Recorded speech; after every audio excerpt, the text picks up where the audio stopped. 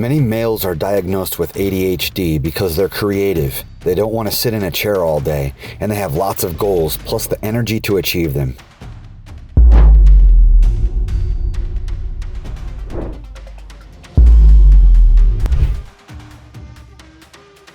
Couple this with sitting in desks all day at school and then careers that destroy the body, and you have contemporary culture, plus a recipe for disaster in the modern male. I had ADHD when I was younger, and the way I learned to control it was to get all these hobbies. So then I started skateboarding, longboarding, gymnastics, trail riding, swimming, all, you name it, I've tried it, and the things that, as I got older, I had to kind of funnel the things that I did because work got in the way, and I had a career, and I just started I wanted to learn stuff like neurology, which is what I'm trying to pursue right now, and then I just boiled it down to the things that I enjoyed the most. In this cultural milieu, Mags grew up wanting to be Spider-Man. My mom should be Spider-Man, and I was like, I'm gonna be Spider-Man one day. So my whole life I just have known to do this for fun on my free time. But he was labeled with ADHD. Eventually, he started training in a lot of different areas, and then focused on parkour and free running. I worked in a foundry, so I was running around with 80 pounds of 3,000 degree steel for 12 hours a day. That was my strength training. What did that training look like before, kind of back in the day? It was a lot more of power stuff, long distance jumps and your basic flips. I got the front flip, the back flip, the twist, all that stuff. Very haphazard round off. I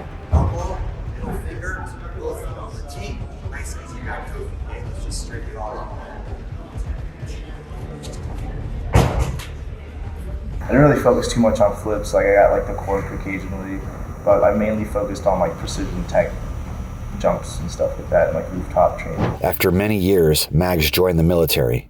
Mags told us a story about military training. He said he was only in his early 20s, but was sustaining injury after injury as a result, worn down, bit by bit, having trouble sustaining any sense of his prior peak athleticism or positive mindset.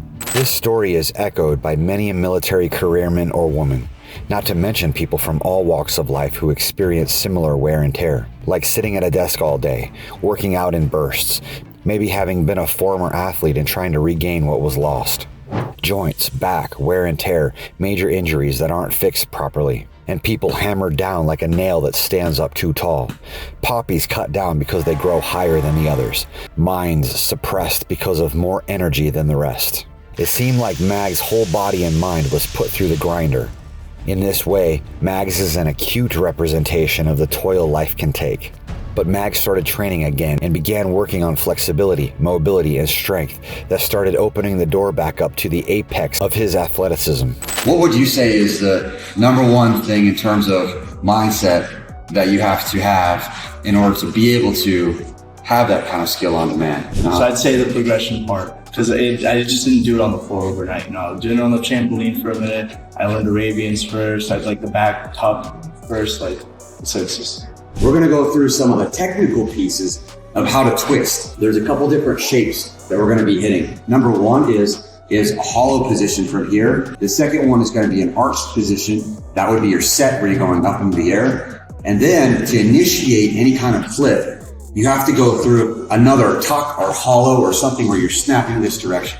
And so on a twisting flip, like Mags is doing, he's going to go and pass through those positions. And in order to generate the twist, the way that I teach it first and break it down first is learning an Arabian. And so that's going to be a standing flip with a half turn and a front flip ending. What we want to do is make sure that we're thinking about it systematically. We're going through the progressions and we're adding a little bit of twisting piece by piece. Well, what we're going to do is go through an Arabian roll over the block. And what you'll see is, as he demonstrates, is the jump first, then the turn, and then the roll over. Up, over. So that would be a really easy way of learning how to get the hip drive to go up and over your own head. The next progression would be just adding the half turn coming down. Okay, so we'll do another one, which is going over the shoulder. Chunk it together piece by piece by piece. until eventually you'll be able to do a back full without really touching the block. It'll just smoothly go all the way over. And then it really just using the progressions that work for you, figuring out your uniqueness in terms of how you move. Everybody's different, you know, and then making sure that you have that mindset of consistency and focus, and then also execution, and not letting roadblocks get you away from achieving the skill that you want. Flexibility was huge. As soon as we saw improvements in flexibility, strength improved, then skills improved, higher jumps, more precision. This is why flexibility should be considered foundational to your strength and skills development and your mental training. And this opens the door to creativity and expression of the mind, and gives one a foundation from which to springboard into the rest of life. It's just like when I'm not doing anything active on a grand scale, like jumping and flipping, and when I'm in a condensed space, it's art. Now, get off media and find a real-life mentor, a real-life Aunt May or Uncle Ben, so you can become the Spider-Man or superhero you were designed to be. Start training towards your goals, and then enjoy the progress that accumulates over time.